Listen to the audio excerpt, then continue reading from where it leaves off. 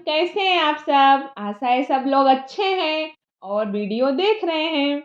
अगर आप वीडियो देख रहे हैं तो वीडियो स्टार्ट करने से पहले मेरा यही सबसे एक रिक्वेस्ट है कि अगर आप लोग ऐसे ही इकोनॉमी से रिलेटेड, करंट अफेयर से रिलेटेड, इंटरनेशनल न्यूज़ जो भी आप देखते हैं मेरे चैनल पे, अगर आपको यूज़फुल लगता है, आपको लगता है कि नहीं ये आप समझना चाहते हैं इसके बारे में और आपको समझ में आ जाता है, तो आप प्लीज़ इस वीडियो को पहले लाइक कर दीजिए और लोगों के साथ शेयर करिए इस वीडियो को और चैनल को सब्सक्राइब ज़रूर करिए। प्लीज़ भूलना मत, चैनल को सब्सक्राइब करके ही जाना। अगर आप न्यू व्यूअर हैं, चैनल से नए-नए जुड़े हैं तो आप चैनल को सब्सक्राइब करिए, बेल आइकन दबाइए ताकि आने वाले सारे टॉपिक आपको नोटिफ़िकेशन सबसे पहले जाए और वहाँ पे आप कोई भी टॉपिक चाहे वो इंटरनेशनल रिलेशन हो, अंतर्राष्ट्रीय संबंध से रिलेटेड हो या नेशनल रिलेशन संबंध से रिलेटेड हो या इकोनॉमी से रिलेटेड हो, ज्योग्राफी से रिलेटेड हो, हिस्ट्री से रिलेटेड हो, जो भी टॉपिक पे वीडियो बनाया जाएगा आपके पास सबसे पहले पहुंचेगा। इसलिए आप लोग सब्सक्राइब करिए और बेल आइकन दबाना ना भूलिए। तो चलिए, आज का टॉपिक बहुत इंपॉर्टेंट है। आप लोग इस टॉपिक का स्टूडेंट तो बहुत दिन से इंतजार कर रहे हैं, आम आदमी भी इस टॉपिक का इंतजार कर रहा है। तो अभी नहीं बताऊंगी क्या टॉपिक है, आप लोग आगे सुनिएगा तो आपको सब समझ में आ जाएगा। तो क्या आप लोग सोचे हैं कि सरकार बजट से पहले देश की पूरी इकोनॉमी, अर्थव्यवस्था का रिपोर्ट कार्ड क्यों पेश करती है? आप लोग को यह आइडिया है कि इसको क्यों पेश किया जाता है? अब देश की पूरी जो रिपोर्ट होती है, इकोनॉमी का रिपोर्ट कार्ड होता है, उसको क्या कहा जाता है? उसी को ही इकोनॉमिक सर्वे बोला जाता है।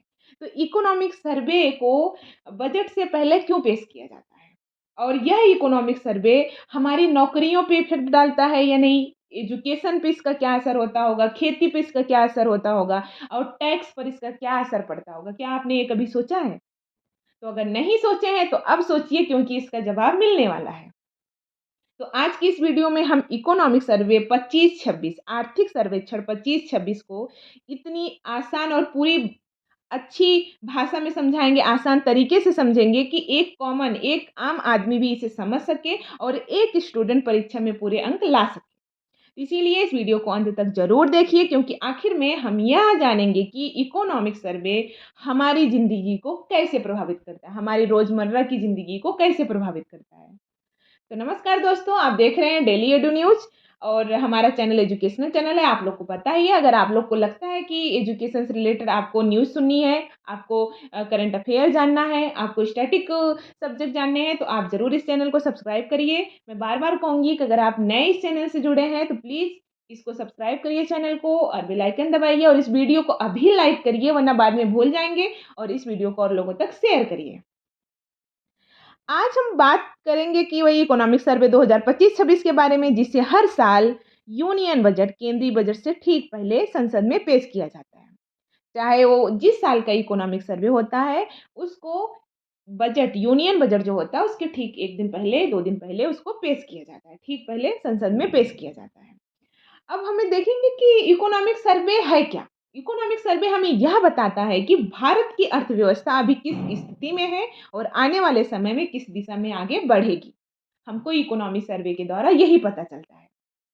तो सबसे पहले यही समझना ज़रूरी है कि जो कि हर एक एग्ज़ाम में पूछा जाता है, यहाँ तक कि यूपीएससी प्री में भी ये सवाल पूछा जाता है कि इकोनॉमी आर्थिक सर्वेक्षण है, इसको कौन-सा डिपार्टमेंट बनाता है और वह डिपार्टमेंट किस मंत्रालय के अंतर्गत आता है, इसको लिखता कौन है? ये सब कुछ बहुत बार पूछा गया है यूपीएससी में, प्री एग्ज़ाम में। तो आप लोग ये जान जाइए, ये समझ लीजिए कि इकोनॉमिक सर्वे जो है इसको डिपार्टमेंट ऑफ इकोनॉमिक अफेयर्स, आर्थिक कार्य विभाग द्वारा तैयार किया जाता है और यह डिपार्टमेंट वित्त मंत्रालय के अंतर्गत आता है। और इस रिपोर्ट को चीफ इकोनॉमिक एडवाइजर यानी सीईए, मुख्य आर्थिक सलाहकार की टीम लिखती है। इसके बाद इस इकोनॉमिक सर्वे को संसद में वित्त मंत्री द्वारा प्रस्तुत किया जाता है।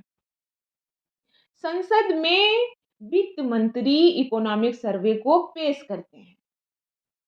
इकोनॉमिक सर्वे को हर साल यूनियन बजट से 1 दिन पहले संसद भवन में लोकसभा के पटल पर रखा जाता है। यह इकोनॉमिक सर्वे कोई लॉ नहीं होता, कोई कानून नहीं होता, बल्कि यह इकोनॉमिक सर्वे एक रिपोर्ट होती है जो देश की इकोनॉमिक कंडीशन, आर्थिक स्थिति की विस्तृत विश्लेषण करती है। इकोनॉमिक सर्वे सांसदों और नागरिकों को यह समझने में मदद करती है कि सरकार की इकोनॉमिक पॉलिसीज, आर्थिक नीतियां कितनी सफल रही हैं। इकोनॉमिक सर्वे का नाम किसी एक विशेष आर्टिकल अनुच्छेद में सीधे नहीं लिखा गया है। संविधान के किसी विशेष अनुच्छेद में इसका सीधा नाम नहीं लिखा गया, लेकिन इकोनॉमिक का संबंध भारतीय संविधान के अनुच्छेद 112 वार्षिक वित्तीय विवरण में से जुड़ा हुआ है, एनुअल फाइनेंशियल स्टेटमेंट से जुड़ा हुआ है। इसके अलावा इस इकोनॉमिक सर्वे का संबंध, आर्थिक सर्वेक्षण का संबंध संविधान के अनुच्छेद 266 भारत की संचित निधि से भी माना जाता है। इकोनॉमिक सर्वे बजट से पहले पार्लियामेंट को यह जानकारी देता है कि देश की इकोनॉमी कैसी है और सरकार को आगे क्या फाइनेंशियल डिसीजंस लेने हैं, इसके बारे में जानकारी देती है। पिछले इकोनॉमिक सर्वे 2024-25 में यह बताया गया था कि भारत की इकोनॉमिक ग्रोथ, आर्थिक वृद्धि लगभग 6.5% रहेगी। उस समय इन्फ्लेशन, जो महंगाई, एक बड़ी चुनौती बनी हुई थी। एम्प्लॉयमेंट, रोजगार बढ़ाने पर विशेष ध्यान देने की आवश्यकता बताई गई थी। साथ ही ग्लोबल स्लोडाउन, वैश्विक आर्थिक मंदी और क्लाइमेट चेंज, जलवायु परिवर्तन को भी बड़ी चिंता के रूप में प्रस्तुत किया गया था। अब देखते हैं कि इकोनॉमिक सर्वे, ये तो था इकोनॉमिक सर्वे 2024-25 के बारे में। अब देखते हैं कि इकोनॉमिक सर्वे 2025-26 में क्या बेहतर है, क्या अच्छा बताया गया है। इकोनॉमिक सर्वे 2025-26 पहले की तुलना में अधिक पॉजिटिव, सकारात्मक तस्वीर प्रस्तुत करता है। इस सर्वे के अनुसार, इस 2025-26 इकोनॉमिक सर्वे के अनुसार भारत की ग्रोथ रेट, विकास दर लगभग 6.5 से 7% रहने की संभावना है। इन्फ्लेशन, महंगाई को नियंत्रण में बताया गया है। डिजिटल इकोनॉमी और मैन्युफैक्चरिंग सेक्टर को मजबूत बताया गया है।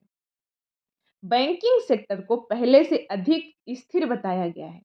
इस प्रकार यह कहा जा सकता है कि पिछली रिपोर्ट की तुलना में, इकोनॉमिक सर्वे 2024-25 की रिपोर्ट की तुलना में भारत की अर्थव्यवस्था ज़्यादा मजबूत दिखाई दे रही है इकोनॉमिक सर्वे 2025-26 में।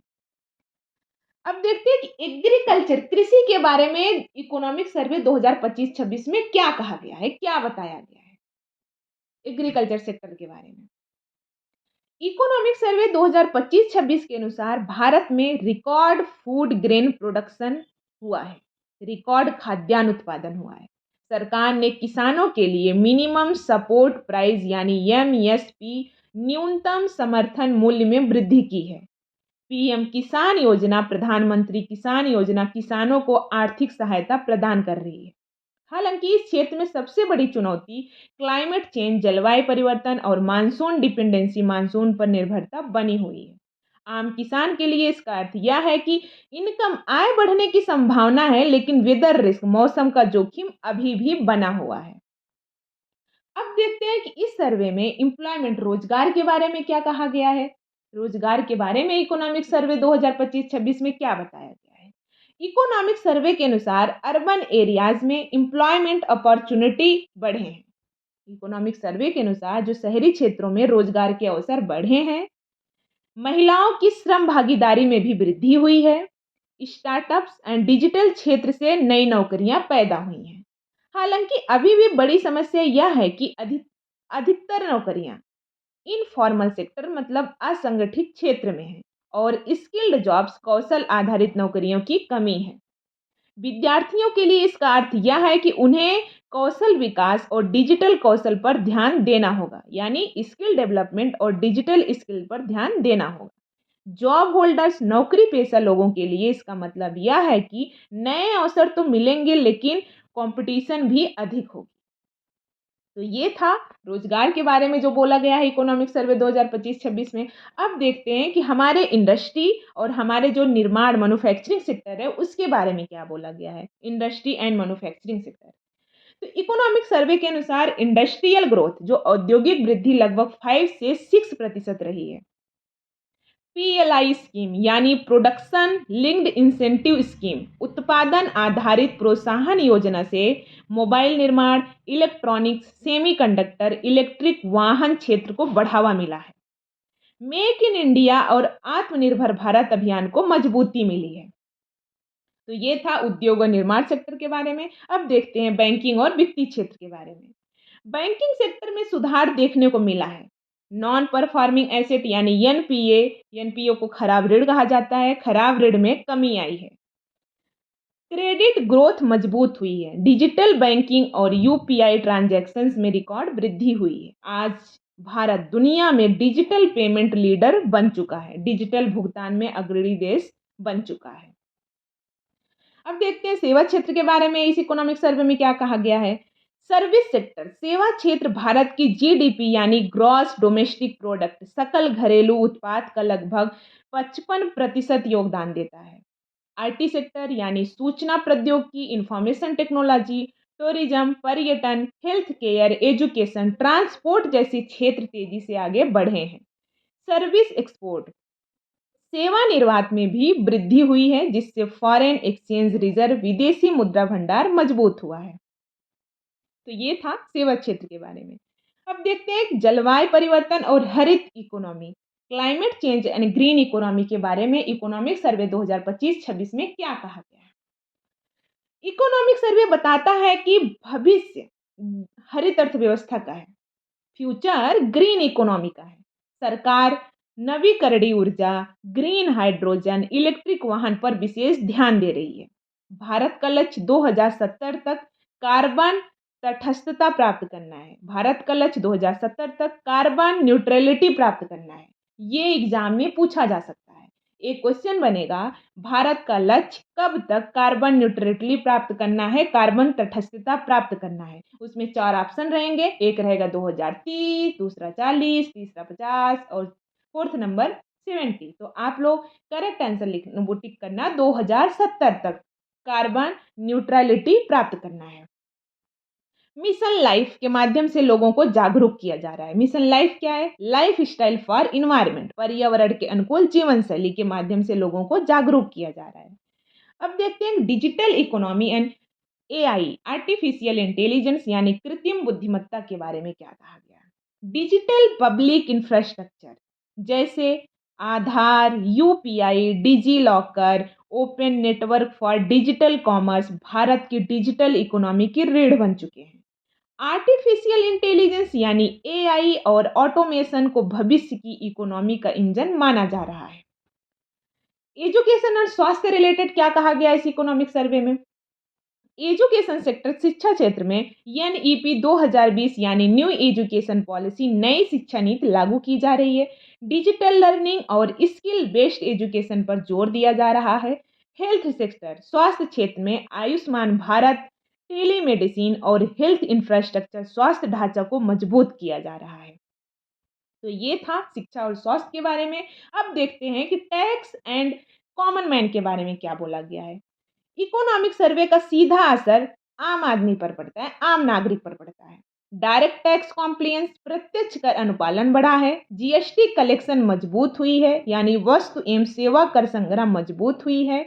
डीबीटी यानी डायरेक्ट बेनिफिट ट्रांसफर, प्रत्यक्ष लाभ अंतरण के माध्यम से सरकारी योजनाओं का पैसा सीधा लोगों के बैंक अकाउंट में पहुंच रहा है। इससे आम आदमी को योजनाओं का सही लाभ मिल रहा है और इन्फ्लेशन कंट्रोल, महंगाई नियंत्रण में मदद मिल रही है। अब देखते हैं स्टूडेंट पर क्या प्रभाव पड़ेगा। इस जो भी इकोनॉमिक सर्वे पेश किया गया है संसद में, उसका स्टूडेंट पर क्या प्रभाव पड़ेगा, स्टूडेंट के लिए क्या फायदेमंद है। विद्यार्थियों के लिए इकोनॉमिक सर्वे यह संकेत देता है कि फ्यूचर जॉब्स, भविष्य की नौकरियां डिजिटल जॉब्स और ग्रीन जॉब्स होंगी। कॉम्पिटेटिव एग्जाम्स, प्रतियोगी परीक्षाओं में इकोनॉमिक सर्वे से जुड़े बहुत सारे प्रश्न पूछे जाते हैं, इसलिए यह रिपोर्ट छात्रों के लिए अत्यंत महत्वपूर्ण होती है। उनको इसके बारे में समझना जरूरी होता है। इकोनॉमिक सर्वे ने यह स्वीकार भी किया है कि अभी भी कई चैलेंजेस, चुनौतियां मौजूद हैं। इन चुनौतियों में है ग्लोबल स्लोडाउन, वैश्विक मंदी, क्लाइमेट रिस्क, जलवायु जोखिम, यूथ अनएम्प्लॉयमेंट, युवा बेरोजगारी, इनकम इनइक्वालिटी, आय असमानता और जियोपॉलिटिकल टेंशंस, भू राजनीतिक तनाव प्रमुख है।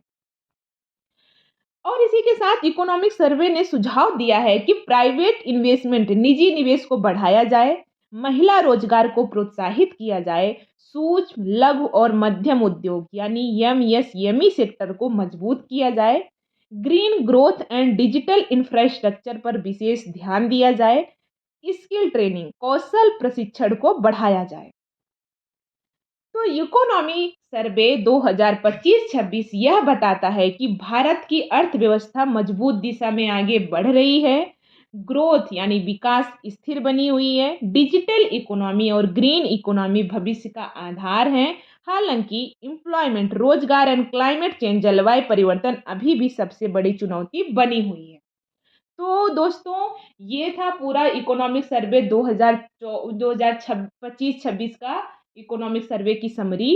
क्योंकि इकोनॉमिक सर्वे बहुत ज़्यादा बड़ा है, बहुत ज़्यादा मोटी बुक है इकोनॉमिक सर्वे की। तो सब कुछ नहीं पढ़ा जा सकता। जो इम्पोर्टेंट पॉइंट थे जिसके बारे में हमें जानना चाहिए, हर एक स्टूडेंट, हर एक आम नागरिक सबको जानना चाहिए, भारत के नागरिक को जानना चाहिए, तो वो सारे पॉइंट मैंने इसमें इन्वॉल्व किया है और बताया भी है लास्ट में कि इकोनॉमिक सर्वे में क्या-क्या फाइनली बोला गया। मतलब सबका समरी भी मैंने दे दिया कि मजबूत दिशा में आगे बढ़ रही है, लेकिन ग्रोथ अभी भी स्थिर बनी हुई है और digital economy and green economy भविष्य का आधार है, बट अभी भी रोजगार और जलवायु परिवर्तन सबसे बड़ी चुनौती बनी हुई है।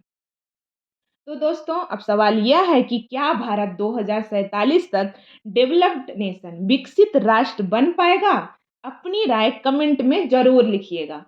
कोई नहीं कमेंट में लिखता, बट एक लोग तो एटलीस्ट स्टार्ट कर दो जिसको देख के सारे लोग लिखने लगेंगे। अपनी आवाज़ रखना यार बहुत ज़रूरी है। अपना ओपिनियन रखना बहुत ज़रूरी है। शायद आपकी ओपिनियन से किसी और का ओपिनियन बदल जाए। तो आप लोग ज़रूर कमेंट करिएगा और अगर आपको यह वीडियो उपयोगी लगा हो, यूज़फुल लगा हो, लाभकारी लगा हो तो इसे अभी के अभी इसको लाइक करें, इस वीडियो को शेयर करें और चैनल को सब्सक्राइब ज़रूर करें ताकि ऐसे ही आसान भाषा में इकोनॉमी और करंट अफेयर से जुड़े वीडियो आपको मिलते रहें। तो मिलते हैं अगली वीडियो में।